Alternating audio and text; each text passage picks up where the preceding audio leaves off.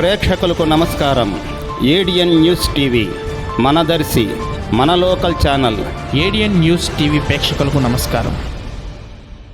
దర్శి పొదిలి రోడ్లో భవనం శ్రీనివాసరెడ్డి నూతన గృహప్రవేశ కార్యక్రమంలో పాల్గొన్న జిల్లా పరిషత్ చైర్పర్సన్ బూచేపల్లి వెంకయ్యమ్మ గారు, వారితో పాటు దర్శి నియోజకవర్గ మాజీ శాసనసభ్యులు